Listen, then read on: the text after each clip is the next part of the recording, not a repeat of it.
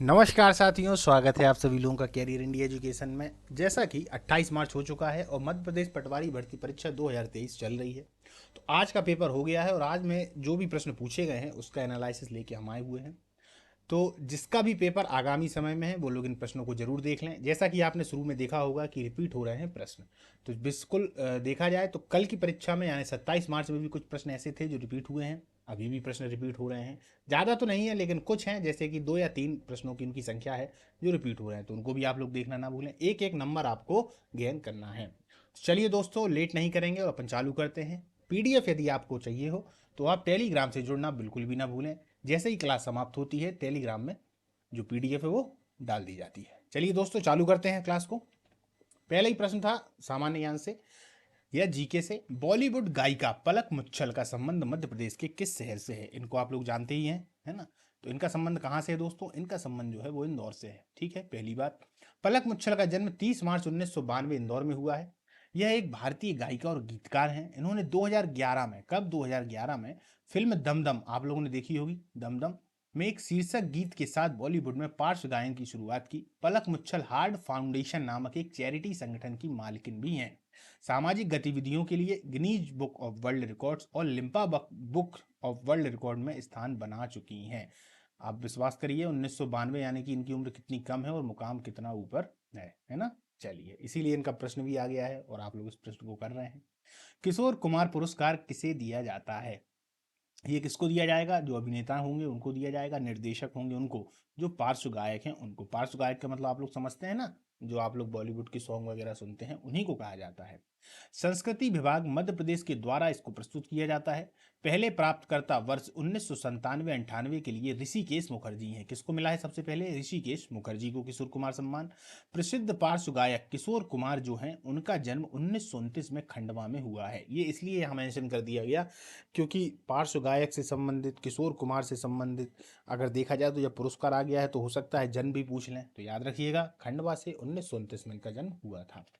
सैलानी द्वीप निम्नलिखित में से किस स्थान पर स्थित है? दोस्तों, एक द्वीप से संबंधित प्रश्न है। द्वीप से संबंधित पहले भी एक प्रश्न आ चुका है। प्रश्न ये था कि किस द्वीप पर बालू जो है वो सबसे महीन होती है? आप लोगों ने देखा होगा, अंदाजन 18 मार्च वाले पेपर में ये वाला प्रश्न था, तो उसको आप लोग देख लीजिएगा। तो द्वीप से संबंधित भी प्रश्न कहीं ना कहीं आ रहे हैं। यह ओमकारेश्वर खंडवा में स्थित है। कहाँ पर स्थित है? ओमकारेश्वर खंडवा में। सैलानी द्वीप ओमकारेश्वर में स्थित है। ओमकारेश्वर एक हिंदू मंदिर है जो भगवान शिव को समर्पित है। भारतीय राज्य मध्य प्रदेश के खंडवा में स्थित है। प्रसिद्ध है दोस्तों। इसी द्वीप के बगल से 2 नदियां जाती हैं, इस तरीके से वो द्वीप है। जिज्ञासा राजपूत किस खेल से संबंधित हैं? तो दोस्तों ये बॉक्सिंग से संबंधित है। बॉक्सिंग से, बॉक्सिंग आप लोगों ने देखी होगी। जिज्ञासा मध्य प्रदेश मार्शल आर्ट मुक्केबाजी अकादमी की खिलाड़ी हैं। विश्वामित्र पुरस्कार किस क्षेत्र में दिया जाता है? ये सरल सा प्रश्न था दोस्तों। उनके लिए सरल बिल्कुल नहीं था, जिन लोगों ने नहीं पढ़ा है वो तो देखते ही साथ कहेंगे यार विश्वामित्र क्या है ना। तो यह खेल सेवाओं में कोचों को लिए दिया जाता है। जो ट्रेनर होते हैं उनको दिया जाता है। एक तरीके से जो शिक्षक भी होते हैं, हालांकि खेल के जो शिक्षक हैं, अगर मैं अपनी भाषा में बता दूं आपके लिए, नॉर्मल कोचों को दिया जाता है। विश्वामित्र पुरस्कार पूरे जीवन काल में, याद रखिएगा, खेल में सेवाओं के लिए कोच को दिया जाता है। ये ऐसा नहीं होता कि कोई विशेष कार्य के लिए दे दिया। देखा जाएगा कि भैया आपने अपनी कितनी सेवा दी है, खेलों के प्रति कितने समर्पित रहे हैं, कितने बच्चों को सिखाया है, उसके हिसाब से पूरे जीवन भर के लिए दिया जाता है। विश्वामित्र पुरस्कार कोचों को खेल में अनेक योगदान के लिए दिया जाता है। ठीक है। विजेता को पुरस्कार राशि 2 लाख रुपए दे दी जाती है। विश्वामित्र पुरस्कार की शुरुआत 1994 से हुई। इसको भी याद रखें, हो सकता है आगामी परीक्षा में आ जाइए। सर्वश्रेष्ठ प्रदर्शन करने के लिए विक्रम पुरस्कार दिया जाता है। जब खेलों में यदि आप सर्वश्रेष्ठ प्रदर्शन कर देंगे तब आपको विक्रम पुरस्कार दिया जाएगा। ठीक है। और विशिष्ट प्रदर्शन करने वाले जूनियर खिलाड़ियों को, ये जूनियर याद रखिएगा, को एकलव्य पुरस्कार दिया जाता है। एकलव्य आप लोगों को पता है, द्रोणाचार्य ने इन्हीं का अंगूठा मांग लिया था, है ना। हालांकि एकलव्य को इससे कोई फर्क नहीं पड़ा कि वो, उसका अंगूठा चला गया। वो अर्जुन से बड़ा भी धनुर्धर है, एक तरीके से महाभारत का महत्वपूर्ण, एक तरीके से देखा जाए तो पात्र है दोस्तों। चलिए आगे चलते हैं। सतपुड़ा राष्ट्रीय उद्यान कहाँ स्थित है? तो यह होशंगाबाद में स्थित है। सतपुड़ा राष्ट्रीय उद्यान से कल भी प्रश्न आया था, आज भी प्रश्न आया है। आप लोग, तो आप लोगों ने अच्छे से याद कर लिया होगा, तो यहाँ से तो आप गलत करेंगे ही नहीं। सतपुड़ा राष्ट्रीय उद्यान भारत में मध्य प्रदेश के होशंगाबाद जिले में स्थित है। इसका नाम सतपुड़ा रेंज से निकला हुआ है। इस खिलाड़ी को कौन सा पुरस्कार मिला है? तो दोस्तों खिलाड़ी का नाम नहीं आ पाया, इसीलिए प्रश्न नहीं है, लेकिन आप लोग खिलाड़ियों के बारे में जरूर प्रश्नों को अच्छे से देख लें। मध्य प्रदेश में शिशु मृत्यु दर कितनी है? कल ये प्रश्न आया हुआ था, आज इस प्रश्न को फिर से रिपीट कर दिया गया है। क्लियर? तो 43 है। सैंपल रजिस्ट्रेशन सिस्टम की रिपोर्ट में मध्य प्रदेश में शिशु मृत्यु दर सबसे ज्यादा, हर 1000 में 43 नवजात की मौत हो जाती है। यानी 1000 यदि बालक पैदा होंगे तो उनमें से 43 जो है वो समाप्त हो जाते हैं। ठीक है, इसको याद रखिएगा, मध्य प्रदेश नंबर 1 पे है। ठीक है, आगे चलते हैं। आदिवासी संग्रहालय कब स्थापित? पूरे भारत में देखा जाए तो दोस्तों कितनी है? 28। पूरे भारत में 1000 पे 28 जो है वो समाप्त हो जाते हैं। ठीक है, आदिवासी संग्रहालय कब स्थापित किया गया है? 20 अप्रैल 1954 को। कब? 20 अप्रैल 1954 को। 1975 में राज्य संग्रहालय का इसको दर्जा मिला है। 8 दिसंबर 1997 को आदिवासी संग्रहालय का नाम बदलकर कब बदल दिया? 1997। श्री बादल भाई शासकीय आदिवासी संग्रहालय कर दिया गया। यह सारे जनजातीय संग्रहालय में सबसे पुराना है, ओल्ड है सबसे। ठीक है, ये भी आप लोग याद रखें। हाल ही में हाइड्रोजन फ्यूल का उद्घाटन किया गया, यह किसके अधीन आता है? तो दोस्तों ये आता है केंद्रीय सड़क परिवहन और राजमार्ग के अंतर्गत। किसके अंतर्गत आता है दोस्तों? ये यहाँ पर इसका आंसर है दोस्तों, ये ब्लैक से ही है और ये ऊपर को है, कोई दिक्कत नहीं, लेकिन आप लोग समझ जाएं, केंद्रीय सड़क परिवहन और राज मंत्रालय। क्योंकि एक बार पीपीटी बन जाती है तो फिर उसमें परिवर्तन करना खासतौर पर क्लास के दौरान संभव नहीं होता, इसीलिए ये ऊपर ही लिखा है, आप लोग समझ जाए, मैं बता रहा हूँ। सतपुड़ा श्रेणी किन दो नदियों के बीच विभाजन का कार्य करती है? तो नर्मदा और ताप्ती के बीच में। ये भी दोस्तों प्रश्न है, रेड से नहीं है, ब्लैक से है, समझ जाना। सतपुड़ा श्रेणी उत्तर में नर्मदा की घाटियों और दक्षिण में स्थित ताप्ती की घाटियों के बीच समानांतर स्थित है, बिल्कुल। सतपुड़ा और विंध्य पर्वत श्रृंखला की यह दो पूर्व पश्चिम श्रेणियां भारतीय उपमहाद्वीप को उत्तरी भारत के इंडो गंगा मैदान और दक्षिण भारत के दक्कन के पठार में विभाजित करती हैं। इस वाली जो लाइन है इसको भी आप लोग याद रखिएगा, हो सकता है इससे संबंधित प्रश्न आगे आ जाए। मध्य प्रदेश में कहाँ के शैल चित्र प्रसिद्ध हैं? शैल चित्रों से आ गया, अब मैं इसको कह सकता हूँ रिपीट क्वेश्चन, बिल्कुल है। भीमबेटका से पहले प्रश्न आ चुका है तो ये भी रिपीट हो गया। तो मैंने आपको बोला था कि 1 से 2 प्रश्न, अभी तक में 3 प्रश्न ऐसे हैं जो रिपीट हो चुके हैं। तो कहाँ है? भीमबेटका है। भीमबेटका मध्य प्रदेश के रायसेन जिले में स्थित एक पुरापाषाण पुरा स्थल है। यह आदि मानव के द्वारा बनाए गए शैल चित्रों से राष्ट्र के लिए प्रसिद्ध है। बहुत सारे लोग दोस्तों इसको कहीं ना कहीं सिंधु घाटी सभ्यता से जोड़ देते हैं या वैदिक काल से, पर मैं आपको बता दूं ये आदि मानव के काल से संबंधित है। आदि मानव का काल यानी पत्थरों का काल, पत्थरों का काल यानी पाषाण काल। पाषाण में भी यदि देख लिया जाए तो पुरा पाषाण काल, पुरा पाषाण काल उसमें भी सबसे पुराना है। ठीक है, चलिए आगे चलते हैं। मध्य प्रदेश के किस मंदिर का निर्माण सप्तरथ शैली में हुआ है? सप्तरथ का मतलब होता है 7 रथ, 7 रथ। तो अगर आप लोग दक्षिण भारत के मंदिर को देखेंगे तो वहां तो काफी सारे रथ हैं, रथ शैली है, आप लोगों ने देखा होगा। क्योंकि उन्होंने मध्य प्रदेश का पूछा है तो जो कनरिया महादेव मंदिर है वो सप्तरथ शैली में है। कनरिया महादेव मंदिर खजुराहो की सबसे सुंदर मंदिरों में से एक है, याद रखिए। इसी मंदिर को देखने के लिए खजुराहो में काफी लोग जाते हैं। यह मंदिर सप्तरथ शैली और संधार शैली में बना है। यह खजुराहो का सबसे विकसित मंदिर भी है। इस मंदिर में अर्धमंडप, मंडप, महामंडप, अंतराल, गर्भ और गर्भगृह है। गर्भगृह यहाँ नहीं लिखा है, मैं लिख देता हूँ, गर्भगृह है। ठीक है दोस्तों, जिन लोगों ने इतिहास को पढ़ रखा है या जिन लोगों ने इसकी डीपली नॉलेज है इतिहास की, वो लोग इन्हीं मंदिरों को देखने और बहुत बारीकी से देखने के लिए जाया करते हैं। इसके अलावा नॉर्मल व्यक्ति यदि इनको देखेगा तो शायद वो उतना ज़्यादा इसमें अंदाज नहीं लगा पाए कि यार ये मंदिर कैसा है, कैसा क्या है। वो लोग एक तरीके से भावनाओं के उसमें जाते हैं कि यार ये भगवान जी का मंदिर है। पर यदि मंदिर की आप लोग शैलियाँ देखेंगे ना, जो पुराने मंदिर हैं, तो आप लोग भी सोचेंगे कि इतनी गजब की टेक्नोलॉजी उस समय पर थी। जैसे कि आप लोग कैलाश मंदिर को देखेंगे दोस्तों, तो कैलाश मंदिर जो है, कैलाश मंदिर दरअसल ऐसे ही नहीं बना हुआ है। कैलाश मंदिर में बाहर से ईंटें नहीं लाए गए हैं, पूरी एक चट्टान थी इस तरीके की, और चट्टान को ऊपर से लेके नीचे तक तोड़ना प्रारंभ किया गया। एक एक छेनी से, समझिए, एक एक छेनी से एक एक मूर्ति को बनाया गया और बनाते बनाते फिर वो पूरी जो चट्टान है वो एक मंदिर में तब्दील हो गई। एक ही चट्टान है दोस्तों, एक चट्टान को तोड़ तोड़ के बनाया गया है। सोचिए कितनी गजब की उनके पास में शैली रही होगी। और इसको बनाने में लगभग में 300 से 400 वर्ष लगे हैं, है ना, 300 से 400 वर्ष पूरे एकदम इसको बनने में। और जो मेन इसका बनना है वो 150 वर्ष, यानी कि 2 से 3 पीढ़ियां यही काम करती थी और लाखों मजदूर इसमें लगे रहा करते थे। तो कितना भव्य मंदिर रहा होगा। इस तरीके के मंदिर हैं दोस्तों, है ना। चलिए आगे चलते हैं। इसीलिए इन लोग इनसे संबंधित प्रश्नों को बार बार पूछा जाता है और एक तरीके से भारत की राष्ट्रीय धरोहर भी हैं ये सब। आगरा के ताजमहल के निर्माण से पहले मध्य प्रदेश में किस स्थान को ताजमहल के लिए चुना गया था? तो बुरहानपुर, किसको? बुरहानपुर।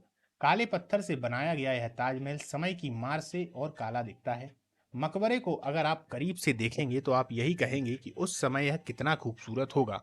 बुरहानपुर की मिट्टी में दीमक और कीड़े लगने की वजह से, इस वाले पॉइंट को भी आप लोग याद रखें कि बुरहानपुर की मिट्टी में कीड़े और दीमक लगने की वजह से ही सफेद संगमरमर के ताजमहल को आगरा में बनवाया गया था। ठीक है। इंडोनेशिया में 2004 में बॉक्सिंग डे सुनामी कौन से द्वीप पर आई थी? सुनामी से प्रश्न आया था दोस्तों कि इंडोनेशिया में 2004 में बॉक्सिंग डे सुनामी कौन से द्वीप से आई थी? तो ये कौन से द्वीप द्वीप पर आई थी? तो ये सुमात्रा में आई थी दोस्तों, याद होगा। 26 दिसंबर 2004 को इंडोनेशिया के उत्तरी भाग में रिएक्टर पैमाना 9.1 से 9.3 खतरनाक भूकंप होता है ये, कि बीच की तीव्रता वाले भूकंप के बाद समुद्र के अंदर की सुनामी आई। जैसे इसको क्रिसमस या बॉक्सिंग डे सुनामी के रूप में जाना जाता है, जिसे जिसे क्रिसमस या बॉक्सिंग डे सुनामी के रूप में जाना जाता है। तो ये नामों को आप लोग याद रखें, शायद हो सकता है आगामी परीक्षाओं में इस तरीके के नाम से थोड़ा आपको कंफ्यूजन करने के लिए प्रश्न आ जाए। युद्ध अभ्यास से प्रश्न थे दोस्तों, फिर कहूंगा प्लेलिस्ट में जाइए, युद्ध अभ्यास को आप लोग देख लीजिए, है ना। तो आपका 1 नंबर यहाँ से क्लियर हो जाएगा, क्योंकि युद्ध अभ्यास से प्रश्न आ रहा है और लगातार आ रहा है। ऐसा नहीं है कि एक छोड़ के आ रहा हो, वो तो लगातार आता ही जा रहा है। महाजनपद काल की कौन सी राजधानी गणतंत्र थी?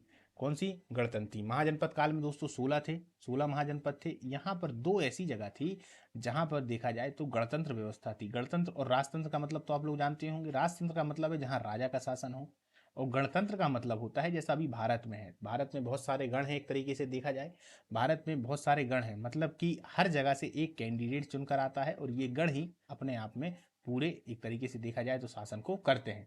तो उन्होंने गणतंत्र पूछा हुआ है, तो 16 में से 2, तो जो उनमें ऑप्शन थे उनमें एक वैशाली ऑप्शन था और वैशाली उसका आंसर था। वैशाली में गणतंत्र व्यवस्था थी, यानी गणों का जहां प्रशासन हो उन्हीं को गणतंत्र कहते हैं। ठीक है। अब ये गणतंत्र उस समय पे, आज तो जनता के द्वारा चुन के आते हैं, उस समय पर महान राजाओं के द्वारा भी चुन लिए जाते थे, या जनता में जो बहुत बुजुर्ग व्यक्ति थे, समझदार थे, उनके द्वारा चुन लिए जाते थे। तो ऐसी व्यवस्था वहां पर थी।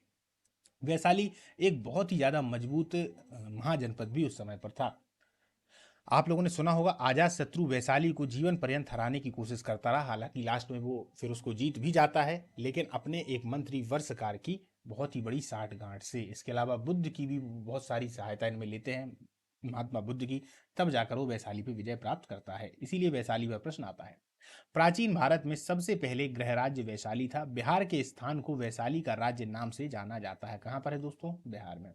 भारतीय राष्ट्रीय कांग्रेस की स्थापना के समय वायसराय कौन थे दोस्तों? सरल सा प्रश्न है, कोई दिक्कत नहीं, लॉर्ड डफरिन, छोटा सा बच्चा भी बता देगा। अब लेकिन इसकी ये जानकारी जरूर रख लें आप लोग, लॉर्ड डफरिन तृतीय बर्मा युद्ध 1885 से 56 की अवधि में हुआ था। जब उस समय तीसरा जो बर्मा युद्ध है उसको हम कहते हैं आंग्ल बर्मा युद्ध, ये हो रहा था। उसी समय भारतीय राष्ट्रीय कांग्रेस का गठन हुआ, जो आज के समय में एकदम आप लोगों ने देखा होगा नीचे जा रही है। 1885 में एयो हुम इंपीरियल सिविल सर्विस के सदस्य के रूप में इन्होंने इसका एक तरीके से देखा, मतलब जो एयो हुम थे वो इंपीरियल सिविल सर्विस के सदस्य थे और उन्होंने ही इसकी स्थापना की थी। भारतीय राष्ट्रीय कांग्रेस की पहली बैठक 28 दिसंबर 1885 को हुई थी। दोस्तों एक तरीके से ये ना, जो कांग्रेस की स्थापना हुई थी, ये एक तरीके से इसलिए थी, अंग्रेजों ने ये मन में सोचा था कि यदि इसकी स्थापना हो जाएगी तो जो डायरेक्ट प्रहार भारत की जनता हमारे ऊपर करती है वो किसके ऊपर करेगी? कांग्रेस के ऊपर करेगी। और कांग्रेस फिर ये वाली बात को कहाँ बताएगी? ऊपर। लेकिन उसके पहले कांग्रेस थोड़ा दबा भी लेगी। और कांग्रेस ने भी इसीलिए किया था कि जो ऊपर के बैठे हुए हैं, जैसे कि जो अंग्रेज हैं या जो शासन में हैं, वो लोग कोई भी योजना बनाएंगे या कुछ भी बनाएंगे तो सबसे पहले ऊपर कांग्रेस को मालूम पड़ जाएगा, तो कांग्रेस उसका विरोध करने लगेगी। तो दोनों की सहमति से और दोनों विपरीत तौर पे थे, इसीलिए उसमें दो एक तरीके की अवधारणाएं आती हैं। हालांकि वो एक अलग सब्जेक्ट है, लेकिन इसकी जो स्थापना हुई थी वो इसी उद्देश्य से हुई थी। लेकिन उन्हें क्या मालूम था कि कांग्रेस आगे चलकर, कांग्रेस ही भारत के एक तरीके से देखा जाए तो स्वाधीनता के लिए, है ना, और भारत की आज़ादी के लिए सबसे बड़ी हथियार साबित होगी। चलिए, भारत कौन सी योजना के तहत स्वतंत्र हुआ था? एक ये भी प्रश्न था। आधुनिक भारत से प्रश्न ज्यादा आए हुए हैं दोस्तों। तो माउंटबेटन योजना, ये योजना क्या थी देखते हैं।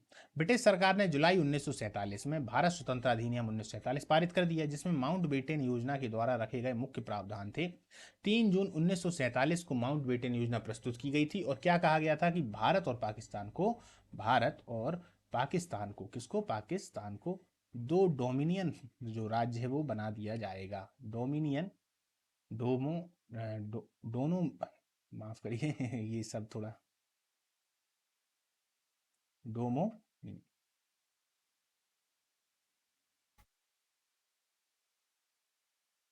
चलिए, पर्वत से एक प्रश्न था, ठीक है, पर प्रश्न क्लियर नहीं हो पाया है। विज्ञान, मानव रोग से संबंधित प्रश्न थे दोस्तों। नमक का सूत्र क्या था, एक ये प्रश्न था। कहीं कहीं लोगों ने बताया कि सोडियम क्लोराइड का रासायनिक सूत्र पूछा था, तो दोनों को ही NaCl कहते हैं दोस्तों। सीधा और आभासी प्रतिबिंब कैसे बनता है, इससे संबंधित था, तो उत्तल दर्पण सदैव एक सीधा छोटा और आभासी प्रतिबिंब बनाता है, एक प्रश्न ये था। कोशिका से प्रश्न थे दोस्तों, धातु अधातु से प्रश्न थे, ठोस द्रव और गैस से प्रश्न थे। किससे, ठोस द्रव और गैस से प्रश्न थे।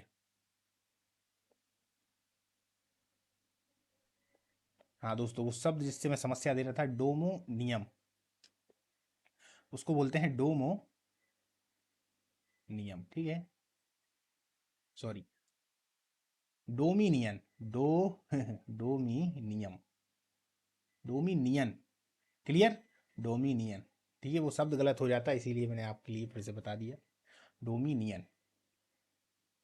चलिए, डोमिनियन का मतलब होता है दोस्तों, ये स्वतंत्र राज्य नहीं होता, लेकिन इसका मतलब ये होता है, एक तरीके से देखा जाए इतिहास में आ गया है, तो मैं आपको बता देता हूँ, यदि आप लोग भी PSC की तैयारी करते हैं तो बहुत जरूरी है इसको जानना। इसका मतलब ये होता है कि पूरी सत्ता वो आपको दे देंगे, पूरी सत्ता हमारे पास ही होगी, हम ही अपने कानून बनाएंगे, हम ही अपने कानून चलाएंगे। उसके बावजूद भी हमारे ऊपर जो राज होगा वो अंग्रेजों का ही होगा। किसका होगा, अंग्रेजों का ही होगा, इस बात को याद रखिएगा। अंग्रेजों से मेरा मतलब, यदि किसी और ने ऊपर शासन कर रखा है तो उसी का होगा, नाम उसी का ही चलेगा, जब तक दूसरा कानून नहीं बन जाता, समझिएगा, जब तक दूसरा कानून नहीं बन जाता तब तक नाम ब्रिटिश क्राउन का ही चलेगा। भले ही आप अपने कानून बनाए, सब कुछ बनाए, और कुछ शक्ति, कुछ विशेष शक्ति जो होंगी वो उनके पास में रहेंगी, यही होता है डोमिनियन, ठीक है। चलिए, कोशिका का ऊर्जा ग्रह किसे कहते हैं, तो माइट्रोकांडिया को कोशिका का ऊर्जा ग्रह कहते हैं, एक ये प्रश्न था दोस्तों। आगे चलते हैं। कंप्यूटर से देखे जाए प्रश्न, तो देखिए दोस्तों, शॉर्टकट की से काफी प्रश्न थे, लोगों ने बताया कि 3 से 4 प्रश्न इससे आए हुए हैं।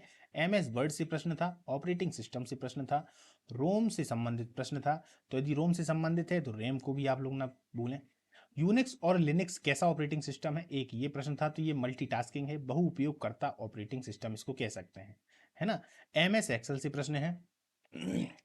हिंदी में पूछे गए प्रश्न, हिंदी में प्रश्न था दोस्तों, सुबरन को खोजत फिरत, सुबरन को खोजत फिरत कवि व्यभिचारी चोर, इनमें कौन सा अलंकार है, तो इसमें दोस्तों श्लेष अलंकार है। कौन सा है, श्लेष अलंकार है। पर्यायवाचियों से प्रश्न और रस छंद से प्रश्न है। शुद्ध अशुद्ध वाक्य से प्रश्न है। वर्तनी से प्रश्न है। कारक और वाक्य से प्रश्न है। अमावस्या का शुद्ध वर्तनी क्या है, तो इन्होंने क्या लिखा है, अमावस्या, तो इसका सही क्या होगा, अमावस्या। इस प्रकार से प्रश्न था दोस्तों, ये वाला जो है वो शुद्ध है, अमावस्या। दीर्घ संधि से प्रश्न थे और विसर्ग संधि से भी एक प्रश्न था दोस्तों, विसर्ग संधि से भी एक प्रश्न था। उपसर्ग प्रत्यय और बहुव्रीहि समास से का उदाहरण से प्रश्न थे, ठीक है, इनके उदाहरण दे दिए गए होंगे और उनसे प्रश्न आया होगा। मैनेजमेंट से देख लिए जाए तो संगठन से प्रश्न है, नियोजन और विपणन से प्रश्न है, अभिप्रेरणा से एक प्रश्न था, प्रबंधन से व्यवहारिक प्रश्न था। प्रबंधन के पार्ट को थोड़ा सा इन्होंने कम कर दिया है, कल भी कम क्वेश्चन मिल पाए थे दोस्तों, और आज भी प्रबंधन से कम क्वेश्चन ही मिल पाए हुए हैं। शायद इसकी वजह ये रही हो कि इन्होंने जो प्रश्न है वो कम कर दिए हों, क्योंकि आप लोग देख रहे हैं प्रत्येक पेपर में दोस्तों मैथ और रीजनिंग इसको ज़्यादा बढ़ा दे रहे हैं। कारण उसका यही है कि मैथ रीजनिंग एक ऐसी चीज़ होती है इन दोनों में कि इनके जो क्वेश्चन है वो लड़कों को याद नहीं रह पाते। वो ये तो बता सकते हैं कि किससे क्वेश्चन आया, कैसा आया, पर वो उसकी ट्रिक भी भूल सकते हैं, और ट्रिक के अलावा यदि देखा जाए तो अंक तो वो याद ही नहीं रख सकते। तो इसीलिए मैथ रीजनिंग का जो पार्ट है वो उन्होंने ज़्यादा कर दिया है। चलिए दोस्तों, आज की जो अपनी क्लास है वो यहाँ पर समाप्त होती है, कल मिलते हैं नई क्लास के साथ में।